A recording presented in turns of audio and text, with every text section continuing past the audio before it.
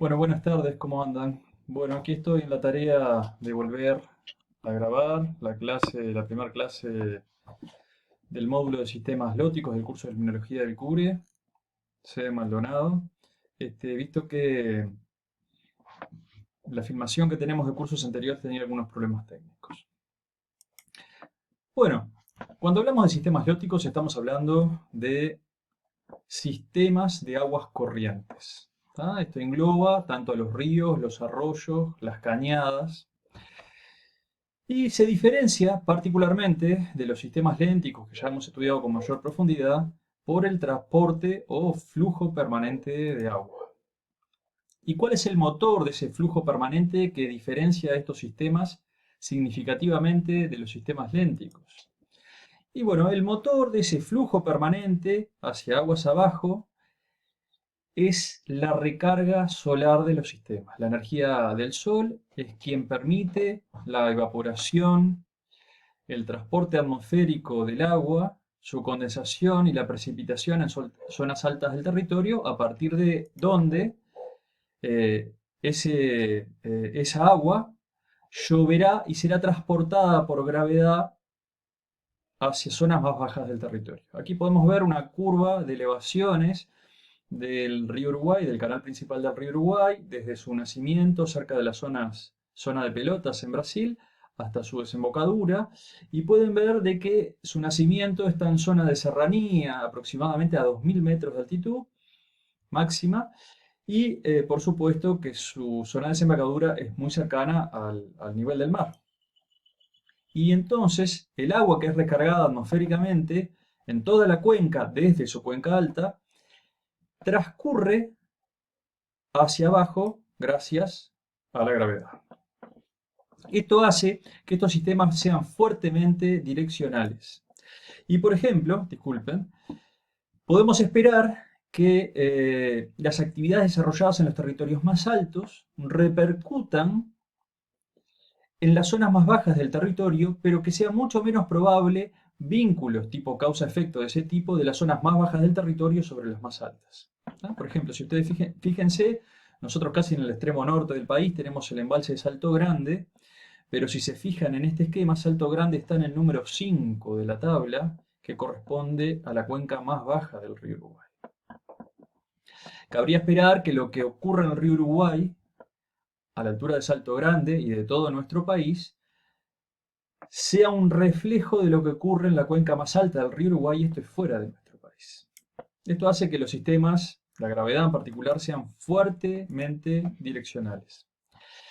Otra de las consecuencias de este transporte y flujo permanente del agua en el sistema es que los sistemas lóticos suelen tener tiempos de residencia del agua y de la materia que es transportada más baja que los sistemas lénticos. Fíjense, en este esquema la calidad de la imagen no es excelente, pero si uno se fija, déjenme bichar, en el esquema, lagos y reservorios, tiene un tiempo de residencia, los sistemas lénticos, más alto que los canales de los ríos. En los lagos y reservorios, en promedio a nivel global, están en torno de los 10 años, mientras que en los canales de los ríos está en promedio de unas pocas semanas. Por supuesto que hay otros compartimientos del ciclo hidrológico en donde el agua permanece mucho más tiempo, como es el agua subterránea, los océanos y los mares, estamos hablando de miles de años, o de los casquetes polares y los glaciares, que estamos hablando de en el entorno de los 1000 años. Bueno, así que una de las características de los sistemas de aguas corrientes, y es por esa pérdida, ¿no? Gracias a la gravedad, ese transporte permanente, es que el agua permanece menos tiempo en esos sistemas. Este es otro esquema en donde se plantea, depende de la escala de los sistemas, ¿no? Y cuáles sean los datos que se promedien para obtener esto, pero se plantean valores de meses para los ríos y de decenas de años para los lagos, comparativamente en cuanto a tiempo de residencia media. Otro ejemplo que quería mostrarles tiene que ver con los grandes lagos que quedan en la frontera entre Canadá al norte y Estados Unidos al sur.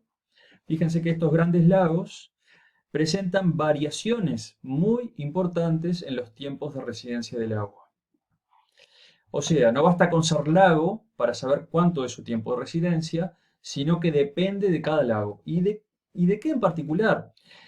Y el tiempo de residencia del agua, el tiempo medio que dura una molécula de agua en ese sistema, dependerá de su volumen, de la cantidad de moléculas de agua que hay, y también de cuánto sale del sistema con respecto a la cantidad de agua que entra del sistema, ¿no? Las entradas tendrán que ver con la precipitación sobre el lago y en la cuenca, y los aportes por escorrentía y subterráneos, y la salida tendrá que ver con efluentes que se llevan el agua desde el lago y la evaporación, también la infiltración al terreno. ¿Tá? Y fíjense que acá tenemos el lago superior que tiene casi 200 años de residencia media del agua, mientras que hay otro lago que es el lago Erie que tiene menos de 3 años. Esto hace que los sistemas funcionen de forma muy diferente, por supuesto. Sistemas que están bajo transporte permanente, con bajo tiempo relativo de residencia del agua, tienen también diferencias en cuanto a la capacidad de almacenamiento cuando uno los compara con sistemas lénticos. En los sistemas lénticos se considera que son sistemas meramente acumuladores, ¿tá? Que todo lo que llega, digámoslo mejor, gran parte de lo que llega es retenido. Sin embargo, en los sistemas lóticos, como es transportado de arriba hacia abajo el agua y todo lo que el agua contenga, se entiende que son sistemas más disipativos, menos conservadores y con menor capacidad de almacenamiento. Igualmente, hay diferencias significativas dentro en el análisis longitudinal en un canal de un sistema lótico. En general, en las zonas de cabecera, las zonas cercanas a las nacientes, predominan los procesos de erosión. Luego, esos materiales que son erosionados en las zonas con mayor pendiente y mayor velocidad del agua, con mayor energía, todos esos materiales, todas esas sustancias son transportados por la cuenca media hacia abajo y empiezan a predominar, luego de que la pendiente se hace más baja, procesos de sedimentación, en general en los laterales del canal principal. Y hay un proceso, los procesos estos de sedimentación se magnifican, se hacen más importantes en la desembocadura, donde a veces aparecen, por ejemplo, deltas, islas de desembocadura, que se dan por la acumulación de gran cantidad de sedimentos transportados por el canal desde aguas arriba. Entonces, si bien uno podría esperar de que la capacidad de almacenamiento de un sistema lótico sea muy baja, en realidad lo que se encuentra es que la capacidad de almacenamiento es menor que la de los sistemas lénticos en promedio, pero que es muy diferente entre al menos 3 distintas partes del sistema lótico, aumentando mucho el tiempo de almacenamiento en las zonas cercanas a la desembocadura. Asociado a esto se encuentra que hay un gradiente muy fuerte de tamaño de grano, del tamaño de grano de los sedimentos, entre la cabecera, donde los granos son muy grandes, hacia la desembocadura, en donde paulatinamente se van haciendo cada vez más finos. Y esto tiene que ver con la energía del agua, que depende particularmente de la pendiente del cauce. Si tenemos una pendiente muy marcada, la velocidad del agua será mayor, será muy grande, y será capaz, esa energía cinética, será capaz de resuspender partículas empezando, digamos, siéndole más fácil resuspender las partículas chicas que las grandes, que tienen más masa involucrada y más resistencia a ser transportadas. Por lo tanto, en las zonas de la cabecera, con velocidades del agua muy importantes, todas las partículas chicas y medianas tienden a ser transportadas aguas abajo. Y solo permanecen los clastos, las partículas grandes. Hay sistemas en donde en su cabecera, cuando la pendiente es muy marcada, quedan rocas muy grandes, queda el canal pelado sin sedimentos y solo rocas muy grandes que no pueden ser transportadas. A medida que la pendiente va disminuyendo y uno se va acercando más a la cuenca media, la energía ya no es suficiente para transportar las partículas de mediano tamaño, solo transporta las finas, y las finas son las que son transportadas hacia la zona más baja, donde el canal en general es más ancho, la velocidad del agua es mucho menor, y empieza a depositar la mayor parte de las partículas desde las más gruesas hasta las más finas.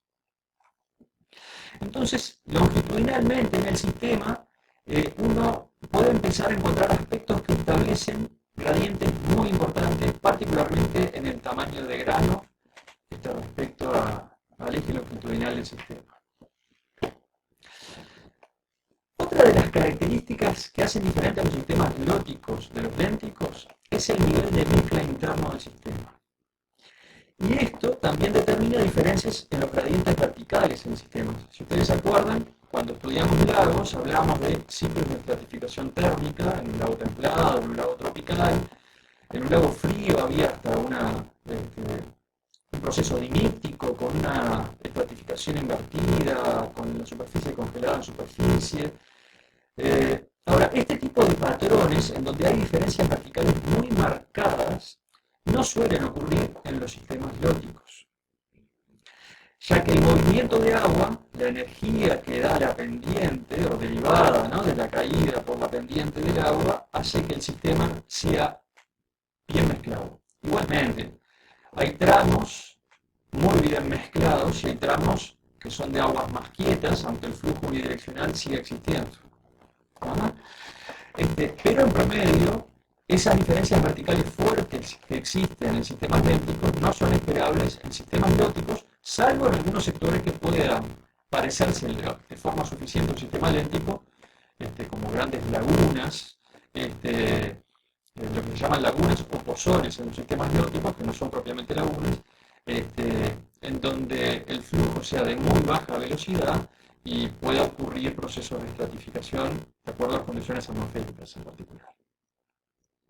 Ahora vamos a aprovechar en esta oportunidad a profundizar un poco en los conceptos de flujo y caudal y su vínculo con la velocidad. Y bueno, podrán entender, como mostraban las fotos anteriores, de que el comportamiento de un sistema lótico, del flujo de un sistema lótico, es muy variable. Podemos tener aguas bastante quietas o aguas con un flujo muy turbulento. Ahora, tomemos el ejemplo más simple para empezar. Sería donde el flujo es constante y uniforme. O sea, no cambia en el tiempo ni en el espacio en una sección transversal del sistema lótico. ¿Ah? Ahora, si nosotros hablamos de caudal, estamos hablando de la descarga de agua por unidad de tiempo en el sistema lótico. ¿Tá? Y eso corresponde a un punto de corte en el sistema. No es igual para todo el sistema lótico, desde la cabecera hasta la desembocadura, sino que yo tengo que pasar una raya y decir, bueno, acá el caudal en esta sección es de tanto volumen por unidad de tiempo. ¿Tá? El volumen lo puedo medir en litros, en metros cúbicos, y el tiempo lo puedo medir en segundos, en horas, en días. ¿Tá? Así que el caudal, que es lo mismo que la descarga, lo puedo expresar de distintas formas. Litros por segundo, metros cúbicos por segundo. Vamos a tomar un ejemplo en donde, por la cantidad de agua que corre por el sistema, una unidad adecuada sería el metro cúbico por segundo. Ahora, ¿cómo calculamos el caudal? Necesitamos particularmente dos datos. En estos casos, en donde los sistemas lóticos se comportan a la perfección, se portan muy bien, son de flujo constante y uniforme, necesitamos la velocidad del agua, que al ser uniforme es igual en cualquier punto de esa sección. Esto, imagínense que es una condición que en la vida real de un sistema lótico ocurre muy poco, pero necesitamos tener el valor de la velocidad del agua, en metros por segundo, por ejemplo, y también necesitamos saber el área de la sección en metros cuadrados, para tomar la unidad del Sistema Internacional de Medida para ambas variables. Metros cuadrados por metros por segundo. Ahora, si el caudal o descarga es el volumen por unidad de tiempo, yo lo puedo estimar con multiplicando la velocidad del agua en metros por segundo por el área de la sección en metros cuadrados. Si yo hago esto, multiplico la velocidad por el área, voy a estar ganando, voy a estar pasando de las dos dimensiones del plano del área de la sección, agregándole una tercera de profundidad que me la da cuánto recorre esa agua por segundo, y voy a estar ganando unidades de volumen por unidad de tiempo. ¿Se entiende? Metros cuadrados por metro da metros cúbicos, eso es un volumen, y ese volumen depende de cuánto tiempo esté involucrado involucrado, en este caso metros por segundo. Así que en una sección de un sistema erótico, yo multiplicando la velocidad del agua de cualquiera de sus puntos, si yo demuestro que esa velocidad es igual en todos esos puntos de la sección por el área de la sección, puedo calcular el caudal como volumen que está pasando por esa sección por unidad de tiempo. ¿Está? Y este no es nada diferente al caudal. Ahora fíjense estos dos ejemplos que ya Néstor se los mostró en una clase previa. Aquí sucede que en un sistema erótico con un flujo totalmente laminar o ordenado, en todas las moléculas estén siendo transportadas sin cambio de línea, ordenadas una tras del otro, uno podría esperar gradientes de velocidad con un cero en el fondo y un máximo en superficie. Esto tiene que ver con el rozamiento, ¿no? del cauce, del propio cauce. Por lo tanto, si yo quisiera usar una de estas velocidades para estimar, para multiplicarlo por la sección del cauce, tendría que tomar el 60% de la profundidad máxima, porque a ese valor es que le corresponde la velocidad media de todas las velocidades que ocurren en ese lateral de la sección. ¿Tá? En estas condiciones de flujo laminar, ¿no? Donde las moléculas fluyen ordenadamente, yo podría tomar la velocidad a esta profundidad y calcular la velocidad media. O si no, podría calcular muchas velocidades a distintas profundidades y calcular la velocidad media. Ahora, imagínense si el comportamiento del flujo del agua es turbulento, en un momento dado y en el siguiente, en un punto, la velocidad va a ser diferente y a veces hasta la dirección es diferente, porque uno tiene flujos y reflujos. Y en estas condiciones es bastante más dificultoso calcular una velocidad media. Fíjense, podemos tener muchas condiciones. La primera, arriba a la izquierda en este gráfico, es la que yo les comentaba anteriormente, y tiene que ver con que no hay variaciones en el tiempo, pero en todos los puntos además yo tengo igual velocidad. Ahora, yo podría tener constancia, pero no uniformidad de velocidad, como te mostraba recién en la gráfica. ¿Ven este gradiente de velocidades en las gráficas, en las flechas de la gráfica de abajo a la izquierda, en donde aparecen mayores velocidades en superficie que en fondo? Pero por la posición de los flotadores también pueden ver que las velocidades cerca de las costas de un lado y del otro va a ser menor que la velocidad en el medio de la columna de agua. Después podemos tener otras condiciones que hacen que sea más compleja, que no sea constante sino que sea variable, además no uniforme. ¿Y cómo hacemos para calcular el caudal en estas situaciones? Y en cualquiera de los casos necesitamos conocer la velocidad media del agua. La sección la podemos calcular sin grandes dificultades. Se pone una regla de costa a costa en el sistema y cada cierta distancia se toma la profundidad en ese punto y yo puedo reconstruir la forma de la sección, que en general va a ser recta arriba y va a tener una forma del cauce abajo. ¿Tá? Y yo podría subdividir en áreas más pequeñas esa sección, ¿tá? En subsecciones, y calcular la velocidad media para cada una de esas subsecciones. Entonces, si yo calculo el caudal para cada subsección y sumo los caudales de cada una de esas partes, puedo calcular el caudal de toda la sección completa del arroyo. ¿Sí? Desde el punto de vista metodológico, esto se puede hacer de muchas formas, ¿verdad? Los métodos más sofisticados, nosotros por ejemplo tenemos un equipo como este que aparece aquí arriba en naranja y azul, que es un Doppler, un perfilador de corrientes Doppler, acústico Doppler, una DSP. Lo que hace es, por medio de algo parecido a una ecografía, ¿sí? Emite un ultrasonido que rebota las partículas que transporta el agua y las vuelve a leer el eco de ese sonido, y como las detecta muy rápido, puede ver cómo se van moviendo en la columna de agua y por lo tanto a qué velocidad son transportadas y por lo tanto asignarle una velocidad a esa masa de agua. Y eso lo puede hacer, es capaz de hacerlo, dividiendo la celda de agua no solo en una faja vertical, sino que en múltiples celdas de un ancho predeterminado. Entonces, si a esta celda, que yo le conozco el área de sección perfecta, le puedo calcular la velocidad del agua, y abajo puedo calcular la velocidad del agua, y abajo, y abajo, y abajo, yo transporto el lote hacia una costa, de una costa hacia la otra, ¿tá?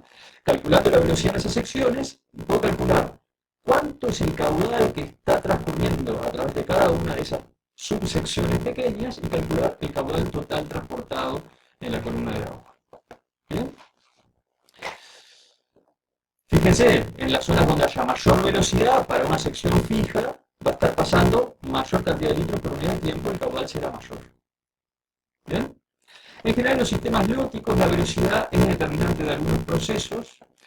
Imagínense el transporte de sedimentos, como decía recién, tiene que tener energía suficiente para transportar algunas cosas. Si no la tiene, esas cosas decantarán, precipitarán, caerán al fondo y el agua perderá la capacidad de transportarlas. Los organismos tienen que estar adaptados a esa energía permanente, a estar preparados para atender la deriva, luchar contra la deriva, recuperarse a la pérdida hacia aguas abajo. Y el caudal, desde el punto de vista ecológico, no es tan relevante. A los organismos les es más relevante la velocidad del agua en determinado sitio que la cantidad de agua total que está pasando en el sistema. Sin embargo, el caudal, a medida que pasa el tiempo, se va haciendo una variable de estudio más importante. ¿Por qué? Porque si yo sé cuál es la cantidad de agua que pasa por unidad de tiempo y, por ejemplo, calculo cuánto es la concentración de las sustancias transportadas por esa agua, yo puedo calcular cuántos kilos de sustancia por unidad de tiempo están siendo transportados en el sistema. ¿Tá? Por ejemplo, concentración de fósforo en el agua por caudal me va a dar kilos por unidad de tiempo transportados de fósforo en ese sistema. ¿Tá? Y eso es muy relevante, por ejemplo, cuando este río descarga sus aguas en un lago y yo tengo que saber cuánto fósforo le llega por unidad de tiempo al lago. ¿Bien? Esto lo comentaba también de que se puede, si yo hago a distintos niveles de la columna de agua o distintas determinaciones de caudal, puedo generar una relación matemática, esto es una curva de aforo o una curva de gasto, entre la altura del nivel de agua y el caudal, leído acá también en metros cúbicos por segundo, que corre en ese punto. Esto involucra muchas determinaciones de caudal y algunos procedimientos matemáticos para poder obtenerla, y es muy útil porque luego con saber el valor de la altura de la columna de agua en una regla fija que se instala, por ejemplo, bajo un puente, yo puedo saber exactamente, o con una exactitud adecuada, cuál es la cantidad de litros por unidad de tiempo que están pasando por ese sistema. ¿Bien? Bueno, otra de las características que hacen diferentes a los sistemas lóticos de los sistemas lénticos es la elevada heterogeneidad espacial. No quiere decir que los sistemas lénticos no sean heterogéneos desde el punto de vista espacial. Nosotros hablamos de aguas abiertas, de zona litoral, la zona vegetada, la zona béntica, definimos características de algunas zonas. Ahora, los sistemas lóticos son muchísimo más heterogéneos que los sistemas lénticos. Una de las primeras propuestas que se realizó para dar cuenta de esa heterogeneidad espacial tenía que ver con las variaciones longitudinales en los sistemas lóticos. Es una propuesta que se hizo hace ya muchos años, en el 61, Illies fue el autor, y planteó de que estos sistemas podían dividirse longitudinalmente en tres zonas con características ambientales diferentes. La zona de cabeceras, la zona media y la zona baja cercana a la desembocadura. ¿Para qué se planteó estas diferencias entre zonas? Y porque se identificó de que estas tres zonas cumplían, cada una de ellas, un rol diferente en la biología y la ecología de salmónidos y por lo tanto en las poblaciones de peces con interés comercial. Y así se definieron, con algunos conceptos derivados de lenguas ya muertas, el concepto del crenon como esa zona de cabecera o de las nacientes, cercana a las nacientes, el ritron, que es una región montañosa de altas pendientes, pero no tanto como la zona de cabecera. Esto se divide en subsecciones, no importan los términos técnicos asociados, podría llegar a dividirse, y el potamon, que involucra las partes de menor pendiente, donde la pendiente es muy baja y cercanas a la desembocadura. Fíjense acá como un ejemplo de un sistema lótico típico de los que fue así clasificados, en donde viven salmónidos. Fíjense aquí el arroyo de cabecera, en zonas de muy altas pendientes. Imagínense alta velocidad del agua, gran nivel de mezcla, flujo turbulento, alta saturación de oxígeno por mezcla atmosférica. Luego tenemos el Ritron. El Ritron permanece aún en la región montañosa, pero no a tan elevada pendiente. Fíjense que nosotros este tipo de funcionamiento en los sistemas lóticos no lo tenemos porque no tenemos regiones montañosas. Lo que más se parece son la zona serrana y por tramos relativamente cortos algunos de nuestros sistemas. Y luego tenemos las zonas de tierras bajas, que son denominadas por INDEX como Potamon, que sí se parecen bastante más a la mayor parte de nuestros sistemas lóticos. Así que por lo pronto esta clasificación será dependiente de la orografía, ¿no? Del relieve de cada una de las zonas, hasta dónde se puede aplicar o no. Aquí tenemos un corte longitudinal de un sistema lótico y lo que estos autores muestran es que aún en una de esas zonas, aún, por ejemplo, aquí tenemos en la zona Ritron, que es esa zona intermedia, en esta clasificación de líneas, ¿no? Tenemos un corte A, fíjense, este es el corte A, podemos tener en pocos metros del cauce una elevada heterogeneidad. Por ejemplo, lo que se define como una zona rifle o un rápido y una zona de pozón con menor velocidad de corriente. ¿Qué distingue un rápido? Un rápido distingue una baja profundidad y por lo tanto si va a pasar determinada cantidad de litros por segundo, de metros cúbicos por segundo en esa zona, tendrá que hacerlo muy rápido para no acumularse antes. Cuando llega a una zona más profunda, con una sección más amplia, más abajo, la cantidad de litros por segundo que va a estar pasando va a ser la misma, porque ni se ganó, ni se perdió agua, ni se acumuló antes o después. El caudal va a ser el mismo en dos secciones cercanas, pero si la sección es más grande, aumenta la sección, la velocidad del agua media, la velocidad media del agua tendrá que bajar proporcionalmente. ¿Se entiende? Si tenemos una sección más chica, el agua tiene que pasar más rápido para un caudal dado. Si tenemos una sección más grande, el agua va a pasar más lento para el mismo caudal. Así que estas diferencias de corta escala espacial establecen heterogeneidades muy grandes en los sistemas lóticos y van mucho más allá de esa zonación longitudinal de cabeceras, zonas medias y zonas bajas. Bien, esto acá es lo que son los pozones y los rápidos que recién hemos mirado. En las zonas más bajas, o Potamon, la heterogeneidad ambiental tiene otras características bastante diferentes, pero no quiere decir que el sistema no sea heterogéneo.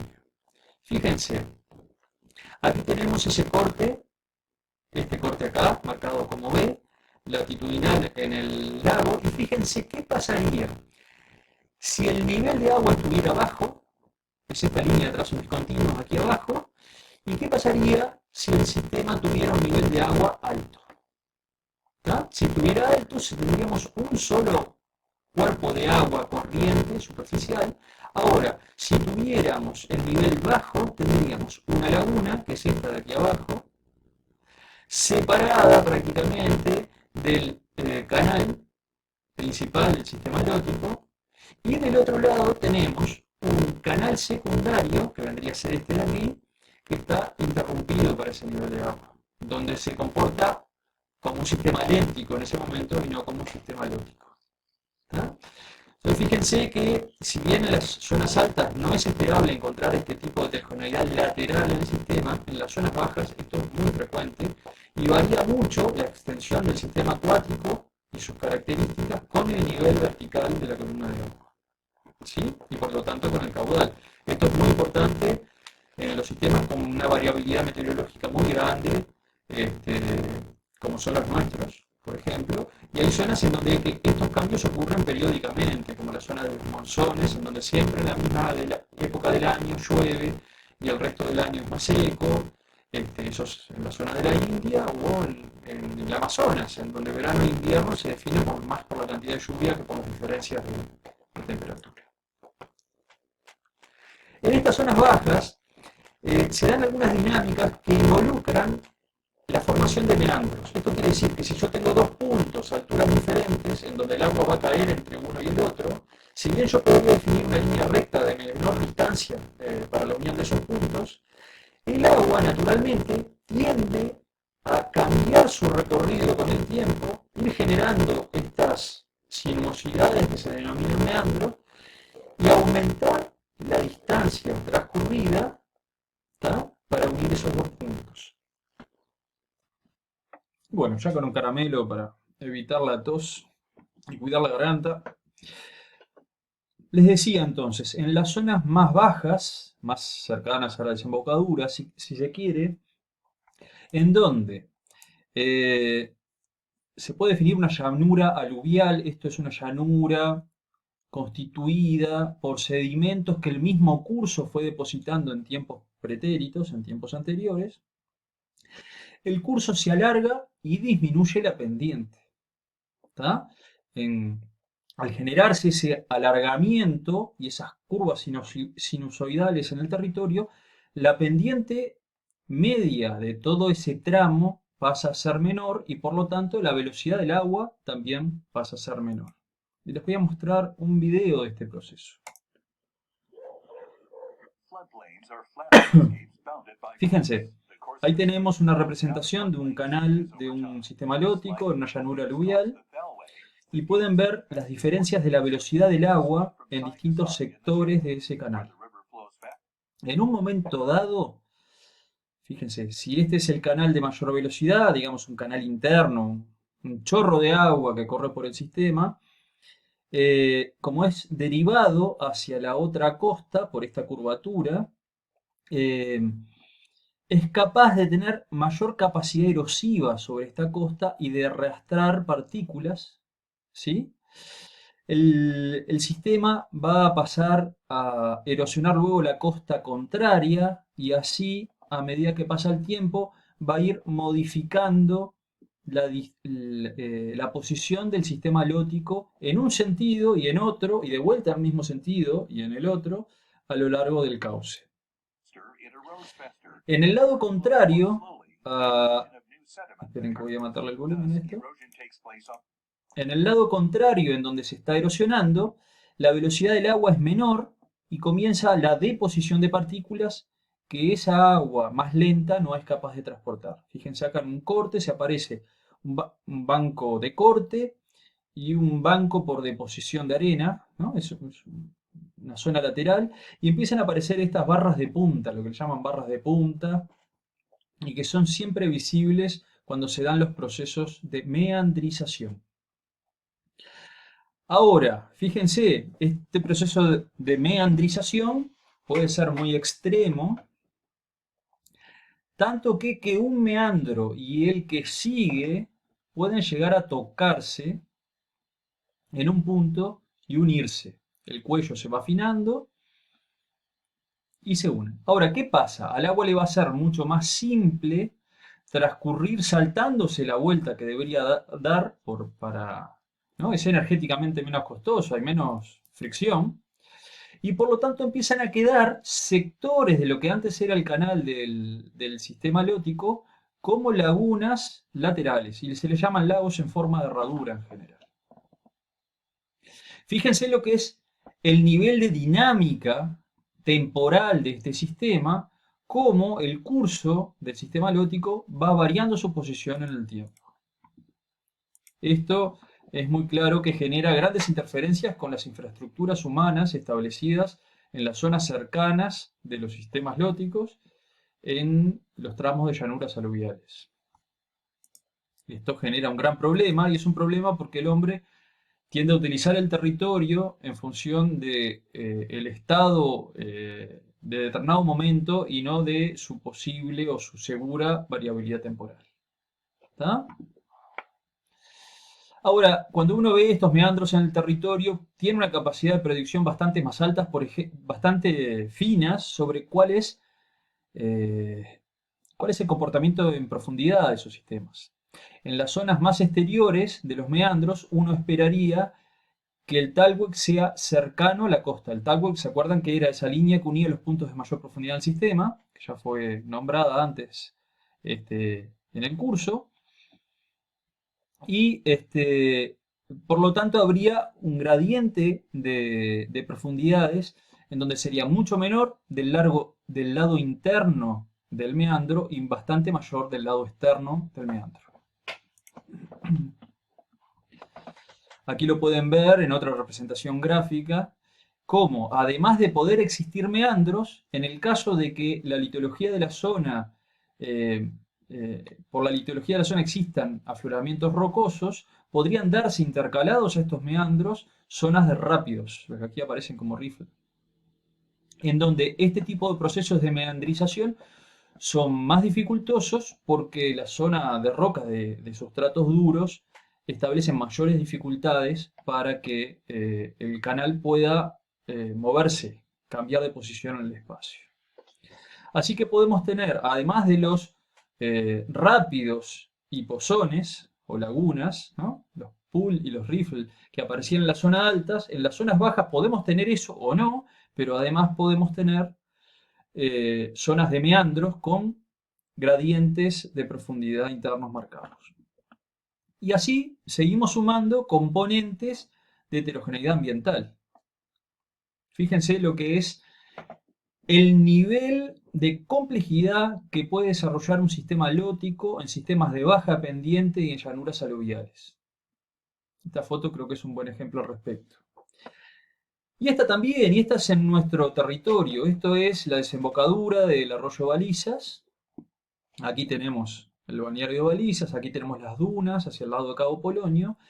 Y fíjense el curso principal del sistema, hoy en día, o en el momento que fue sacada la foto, y cómo pueden verse los complejos meandros que existieron en algún momento y hoy quedaron aislados del curso principal como lagunas de herradura, lagos de herradura. ¿Tá? En inglés este término, estos conceptos se denominan como Oxbow Lake.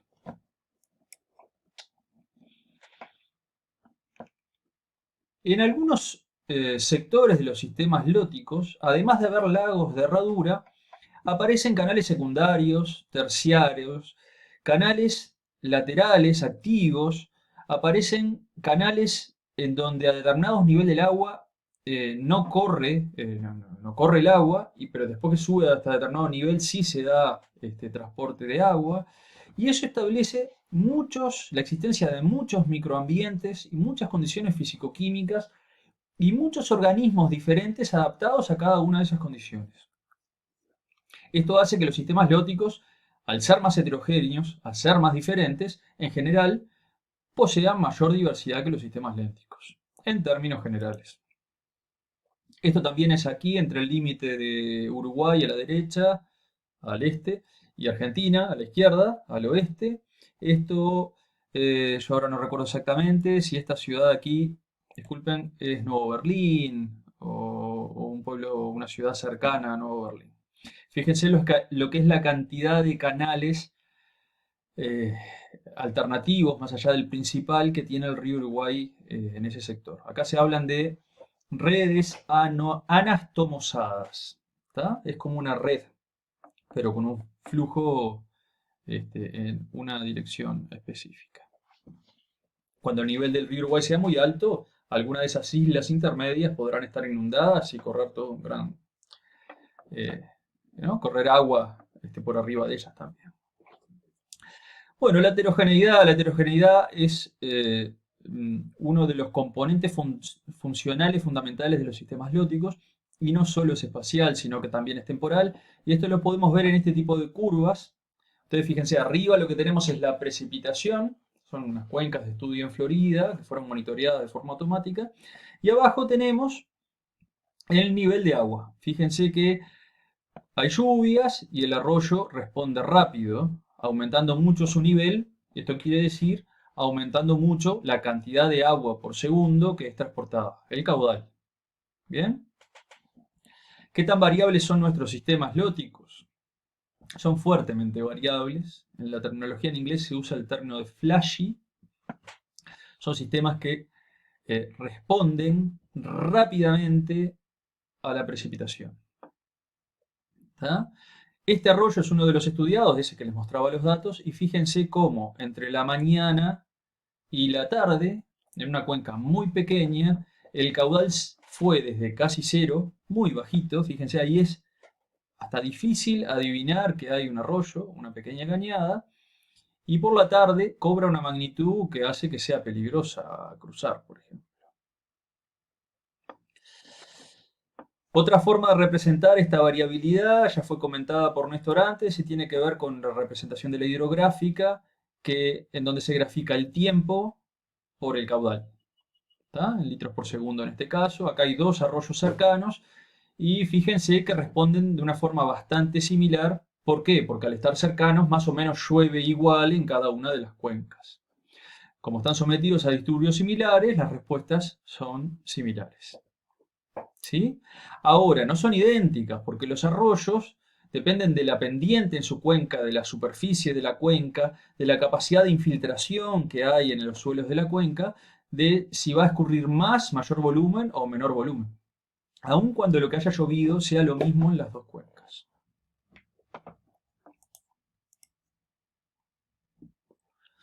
La hidrográfica tiene una utilidad muy importante, tiene que ver con el reflejo de las vías y la rapidez con la cual las entradas de la precipitación alcanzan determinado punto de corte donde yo estoy midiendo en el sistema lótico. ¿Tá? Fíjense, acá tenemos una condición pre-lluvia en donde el caudal es casi cero, un evento de lluvia bastante complejo e intenso,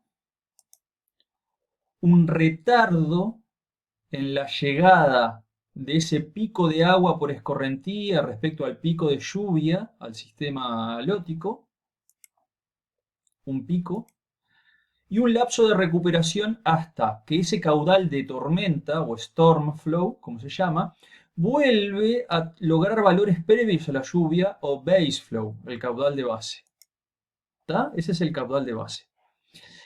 Este tipo de respuestas de los sistemas lóticos son la consecuencia de un conjunto muy grande de factores que recién nombrábamos, ¿no? Desde el área, la capacidad de infiltrar al terreno el agua, la pendiente, la cobertura vegetal en la cuenca y sobre el cauce. Hay un montón de factores que establecen mecánicamente qué pasa con esa agua en el sistema, cómo es transportada y qué cambios genera el sistema lótico. Bien, si uno modifica la cuenca y modifica el canal, va a modificar cómo responde a los eventos de lluvia. Y la respuesta de los sistemas lóticos a los eventos de lluvias puede ser muy compleja, porque en general un sistema lótico de un área de cuenca suficientemente grande, en general no llueve parejo, la misma cantidad de tiempo, en el mismo momento, sobre todo el sector del territorio, sino que la lluvia se puede dar en distintas zonas. Fíjense aquí, tengo 3 puntos de monitoreo. Este de aquí monitorea esta cuenca y esta cuenca, esta microcuenca de cabecera, estuvo sometida a un pico de lluvia muy importante. ¿Tá? Esta lluvia va a empezar a escurrir y va a ser medida en esta estación de monitoreo con una llegada rápida y un incremento abrupto de la descarga, del caudal.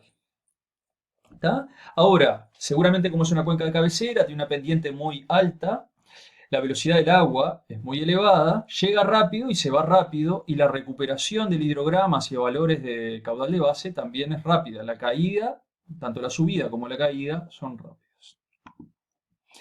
Ahora, en este segundo punto de monitoreo, va a haber una disipación de ese pico. ¿Por qué? Porque hay fricción, hay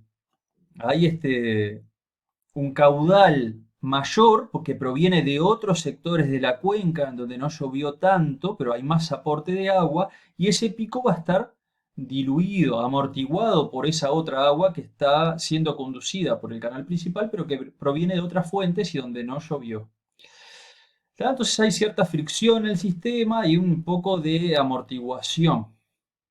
Ahora, el tercer punto aquí de corte, el pico de lluvia, de escorrentía proveniente de esta lluvia, de la zona más alta, va a llegar más amortiguado todavía y más demorado en el tiempo, pero va a estar recibiendo un segundo pico de lluvia, ¿tá? Ocurrido en este sector de la cuenca, y por lo tanto el hidrograma no depende solo del sistema lótico, sino que depende de los patrones de lluvia en la cuenca. ¿Tá? El máximo de la hidrográfica está determinado por la severidad de la tormenta y la importancia relativa de las distintas vías por las que el agua ingresa al arroyo. Y esto de la heterogeneidad de lluvias, cuando uno lo mira desde el suelo, parece no ser un factor tan relevante, pero si uno levanta un poco la mirada y mira el territorio, puede darse cuenta de que eh, las precipitaciones son sumamente variables en el espacio y esto hace que los sistemas lóticos ganen un factor más de heterogeneidad asociado a las propias diferencias del comportamiento atmosférico. Bueno, estuvimos hablando de transporte, de flujo unidireccional, caída, estuvimos hablando del motor solar, del ciclo hidrológico, estuvimos hablando de heterogeneidad espacial y temporal, y hay otro factor que diferencia fuertemente a los sistemas lóticos de los lénticos, es que son sistemas que están fuertemente vinculados con el entorno. No quiere decir que los sistemas lénticos no lo estén, pero los sistemas lóticos en promedio están más vinculados, tienen mayor conectividad con el entorno que los sistemas lénticos. Sin embargo, esto lo vamos a discutir en mayor profundidad, sin embargo, el gestor ambiental promedio, ¿no? La persona que está a cargo de gestionar estos sistemas para determinados usos, no tiene, por lo general, este tipo de perspectiva conceptual y tiende a pensar un sistema lótico como un canal en donde el agua es transportada de arriba abajo y se pierde en el océano, y si no se usa es una pérdida significativa.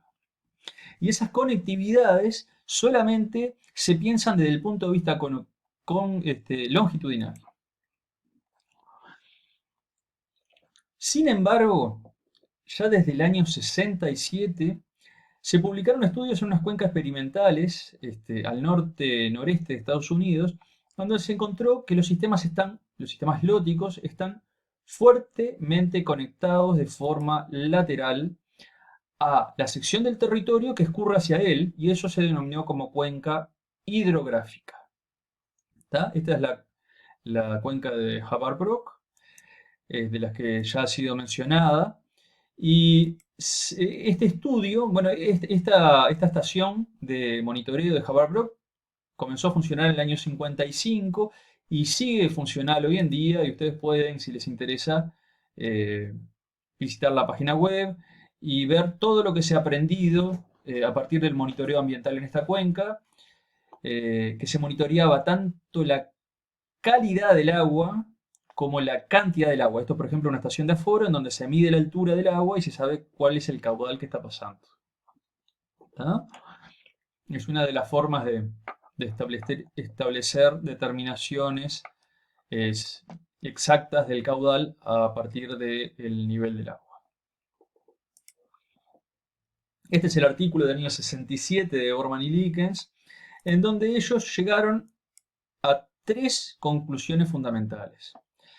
Primero es que si uno va a estudiar sistemas lóticos, la unidad de estudio debe ser la cuenca, o debería ser la cuenca, para entender los procesos fundamentales que están ocurriendo en el territorio. ¿Tá? La cuenca. La hidrología define los límites del sistema de una forma natural, ¿no? de los límites del sistema cuenca, y todo lo que ocurre en la cuenca de drenaje puede afectar directa o indirectamente los cuerpos de agua que se encuentran aguas abajo. ¿Sí? Y el tercer punto es que el ciclo de nutrientes es el proceso funcional principal en los ecosistemas.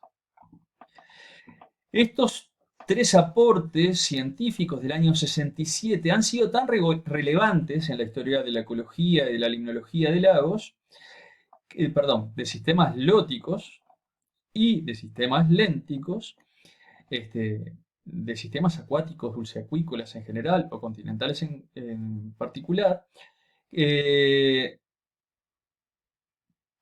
si ustedes si ustedes se dan cuenta, este trabajo del año 67 es el que da el sustento científico para una reforma constitucional que ocurrió en el 2004 en nuestro país, y en donde se establece que es la cuenca hidrográfica la unidad funcional del territorio por la cual debe ser gestionada. Ni nada más ni nada menos. Fíjense, esto es parte de la cuenca de Haber-Brook, y los investigadores, como era un campo experimental forestal, lo que hicieron fue, por ejemplo, generar modificación en diversas subcuencas, por ejemplo, desmatar, desmontar, y medir qué cambios ocurrían en la cantidad y la calidad del agua que era transportada. Y fíjense las diferencias que habrán encontrado en esas cantidades y calidades del agua cuando no había vegetación y la erosión era muy fuerte o cuando la vegetación era conservada, y por lo tanto la erosión se minimizaba mucho.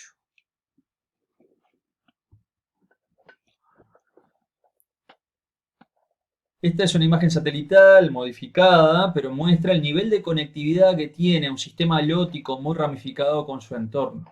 Es muy difícil identificar qué parte del territorio no se encontraría conectada en vínculo estrecho con esa red de sistemas halóticos. Y acá vamos a repetir un concepto que Néstor introdujo la otra vez, que tiene que ver con el número de Strahler o la clasificación de los sistemas en función de su posición jerárquica en la red fluvial. Se definen para este tipo de redes conectadas los tramos de orden 1 como aquellos que no tienen afluentes. Luego se definen los tramos de orden 2 como los que se generan a partir de la confluencia de dos tramos de orden 1. Todos los tramos de orden 1 es esperable que sean más parecidos entre sí que uno de ellos a uno de orden 2. ¿Es claro? Todos los que tienen ese tipo de características serán más parecidos entre sí. Entonces, esta clasificación, que es bastante sencilla, permite entender una parte importante de la heterogeneidad ambiental y las diferencias longitudinales jerárquicas que hay en sistemas halóticos. Orden 1, sin afluentes. Orden 2, por confluencia de dos afluentes de orden 1. Orden 3, los que se dan por confluencia de dos tramos de orden 2. Si yo tengo un tramo de orden 2 y llega uno de orden 1, sigue siendo orden 2. Tiene que confluir dos de orden igual para que se cambie la clasificación del orden a partir de ese punto y hacia aguas abajo. ¿Está? Este tipo de clasificación es muy utilizada y podemos ver que el número de tramos para bajo órdenes en una red fluvial va a ser muy alto. Vuelvo al esquema anterior. Tenemos muchos tramos de orden 1, pero solo un par de tramos de orden 4. ¿Está? Muchos tramos de orden bajo y muy poquitos de orden alto. Ahora, cuando consideramos el caudal, en cada tramo de orden bajo es muy bajito el caudal. ¿Por qué? Porque está drenando un área muy chica de la cuenca y a medida que aumenta el orden, aumenta el caudal de la sección correspondiente a ese orden. ¿Está? ¿Por qué? Porque está integrando el agua que le llega desde una cuenca mucho más grande. El sistema halótico con mayor orden existente en la Tierra es de orden 12 y es la cuenca del río Amazonas. Fíjense que para que un sistema halótico llegue a orden 12, tiene que haberse dado por la confluencia al menos de dos subsectores de orden 11 y a su vez cada uno de ellos por dos al menos subsectores de la cuenca de orden 10 y así consecutivamente. Ahora, la conectividad tiene que ver en los sistemas halóticos con cómo circula y desde dónde reciben el agua y también a dónde la aportan. En general son sistemas muy disipativos ya que entregan el agua mayoritariamente aguas abajo finalmente, al océano o a los mares. Pero hay algunas cuencas en donde esto no ocurre, como la cuenca que aquí les muestro que es la del Okavango en el oeste africano, que es una cuenca denominada endorreica, ya que termina en un lugar interno del continente en donde el agua se infiltra y se evapora y no llega por vía directa de escorrentía circulando hacia el mar. Esta es una de las zonas de los grandes reservas de fauna de África y que está sujeta a un ciclo de lluvias anual y por lo tanto ese humedal del delta del Okavango recibe grandes cantidades de agua en una época del año, siempre constante, y es hacia donde migran los grandes mamíferos que uno ve en los documentales. Ahí pueden ver la foto satelital del Okavango. Y el delta, un delta que se seca todos los años y vuelve a cargarse de agua. Hay otro concepto que es relevante en el estudio de los sistemas lóticos que tiene que ver con el concepto de la inundación o de la variación vertical del nivel de agua y por lo tanto del caudal, y describe la interacción dinámica entre el agua y la tierra, ¿no? Habla de una zona de transición acuático-terrestre y bueno, uno puede ir al sistema lótico y ver el canal, el espejo de agua de determinada dimensión, pero uno tiene que aceptar que con la variación en el tiempo uno puede encontrar ese sistema con distintos niveles y con distintas superficies y por lo tanto áreas de interacción directa con el entorno.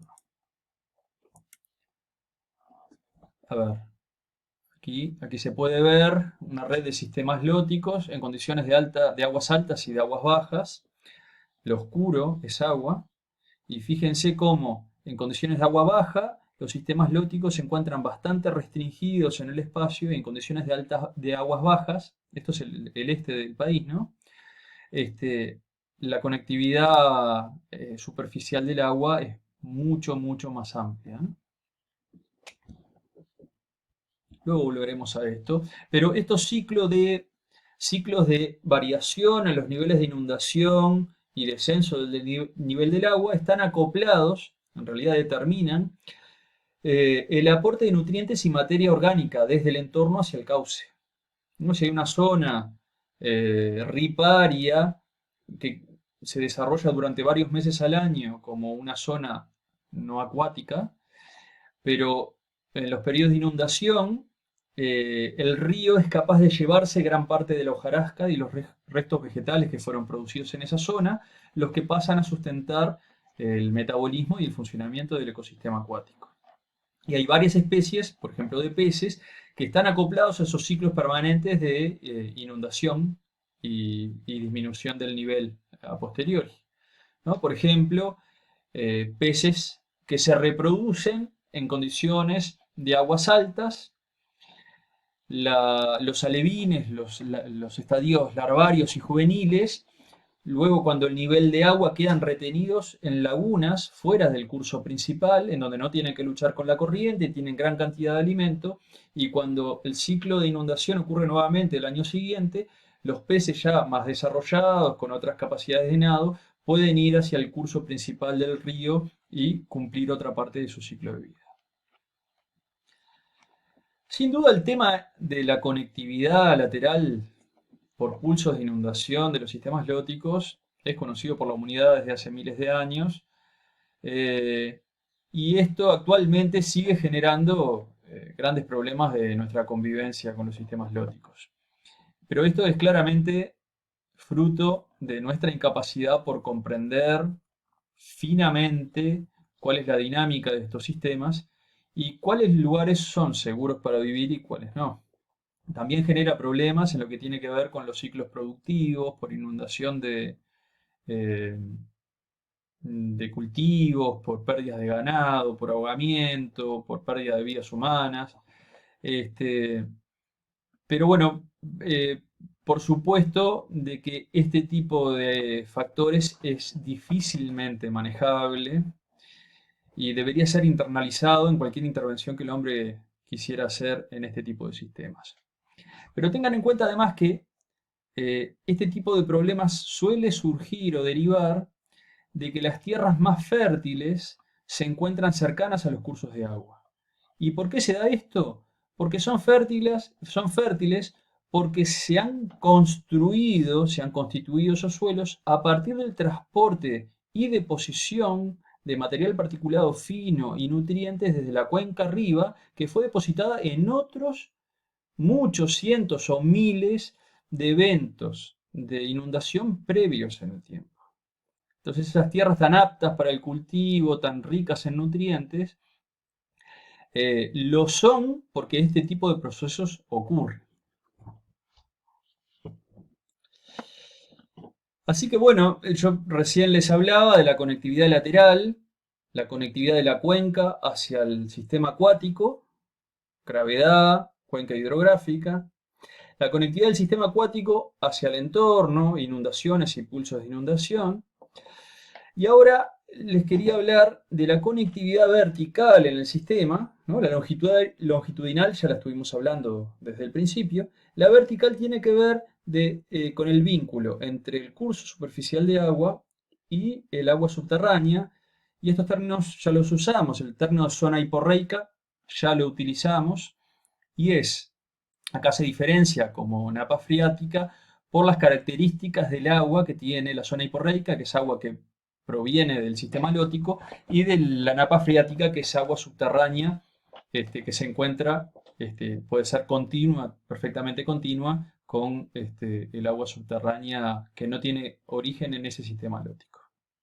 Algunos autores han planteado algunas definiciones extras. Por ejemplo, exactamente por debajo del canal, en el sustrato que está saturado de agua, se define la zona hiporreica, mientras en las zonas laterales, en donde hay sustrato saturado de agua, se denominan como parafluviales. Más allá de eso, se definen las zonas riparias. Por supuesto que esto depende del nivel de agua superficial, del nivel de la napa freática, de muchos factores que pueden variar con el tiempo.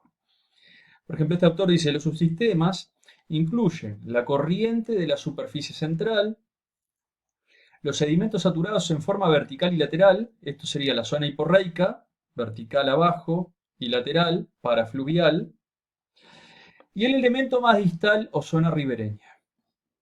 Estas zonas están hidrológicamente conectadas.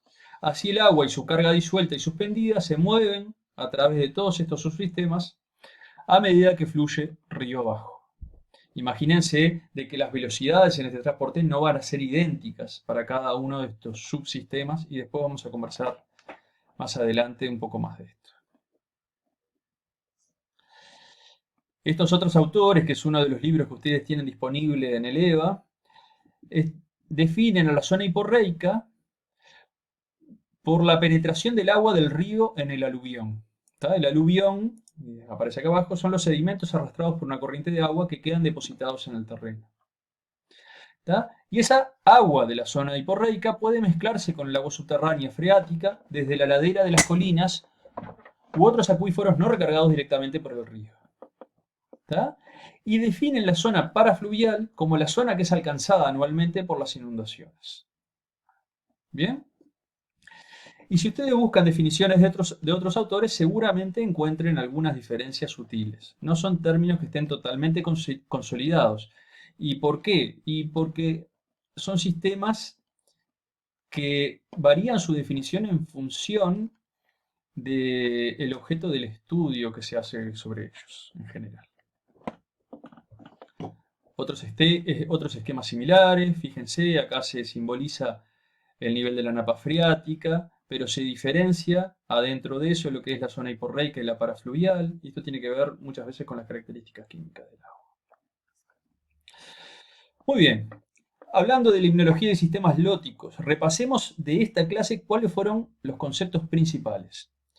El primero que yo les planteaba tiene que ver con la recarga y el transporte direccional hacia aguas abajo, ¿no? Se recarga gracias al ciclo hidrológico y la energía solar en toda la cuenca, desde la cuenca alta, y hay un transporte por gravedad hacia aguas abajo. Ese proceso es fuertemente direccional, pero también introdujimos de que la direccionalidad es múltiple. Si bien la mayor parte del agua es transportada desde la cabecera hacia la desembocadura, hay agua que va en otros sentidos, desde los laterales hacia el sistema halótico, desde el sistema halótico hacia los laterales, y hay una conectividad vertical con las aguas subterráneas. También hablamos de tiempo residencia, y al compararlo con sistemas lénticos dijimos que era mucho menor. Hablamos de capacidad de almacenamiento, dijimos que era menor que la de los sistemas lénticos, pero que en realidad es muy diferente en distintas partes del sistema halótico, y hay zonas, particularmente la más cercana a la desembocadura, que tiene alta capacidad de almacenamiento. Hablamos de que son sistemas fuertemente heterogéneos desde lo espacial. Hablamos de meandros, hablamos de rápidos, hablamos de pozones, hablamos de redes anastomosadas, Hablamos de gradientes de profundidad, hablamos de bastantes cosas, son muy heterogéneos los sistemas lóticos y como lo son espacialmente, también lo son temporalmente. Hablamos de hidrogramas, hablamos de respuesta a los regímenes de lluvia, consecuencias sobre los hidrogramas de la actividad antrópica, y hablamos del vínculo con el entorno y la conectividad que no es independiente de todos los otros temas que hemos estado hablando hasta acá. ¿Bien? Bueno, gente, esta clase quedó significativamente más corta que la que teníamos grabada anteriormente. Esto es claro por la falta de interacción con ustedes. Así que estoy a las órdenes para poder disipar y discutir, disipar dudas y discutir todas las cosas que no hayan quedado suficientemente claras. Bien, gracias, nos vemos, saludos.